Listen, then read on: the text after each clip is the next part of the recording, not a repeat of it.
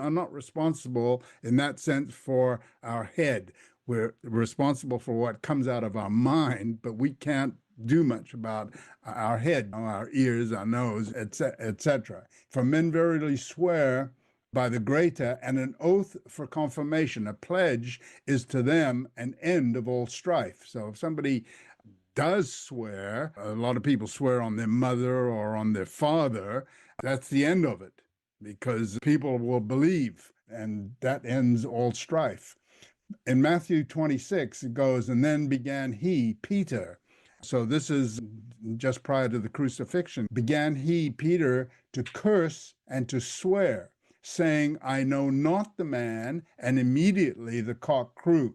I brought up this verse because where it says here, swear, is the same word as swearing with an oath. You can see that in Strong's G 3660. So not only did Peter curse using swear words, as we call them, but he apparently also swore on something greater than himself, that he wasn't in Christ's company. So when he went out and finally repented after the cock crew the third time, he knew what he had done. And he must have repented very deeply because, of course, he literally disobeyed what Christ had told him that he shouldn't do. Mark 6:23, and this is, in this case, Herod, who was king in Jerusalem at this time, swore, and again, G 3660, swore unto the daughter of Herodias, his wife, whatever you shall ask of me, I will give it you to the half of my kingdom. And of course, she asked for John the Baptist's death, and he regretted.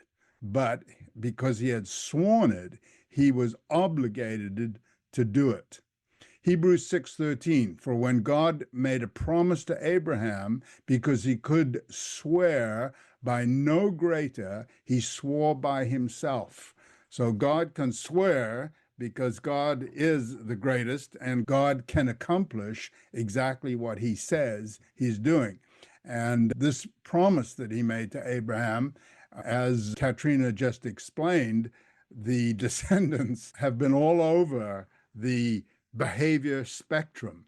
I mean, up, down. And in spite of that, God is going to honor the promise that he made to Abraham. It's an incredible story when you think about it. So if we get down to practical terms here, when it talks about heaven, not swearing by heaven, talking about things that are spiritual, that are, let's say, in the God realm, people will throw into their conversation automatically without even thinking about it, terms like Christ or, oh my God, for heaven's sake, hell no. Those are terms that should be banished. We should not be using that in our vocabulary. Swearing by earth. I'd go to the ends of the earth too. No, you're invoking something that should not be invoked. Jerusalem, something that's sacred. What in God's name were you thinking? God's name is sacred, and we shouldn't be just invoking those kind of things. I swear by God. On your head. And as I said, people who swear by their mother or by their father.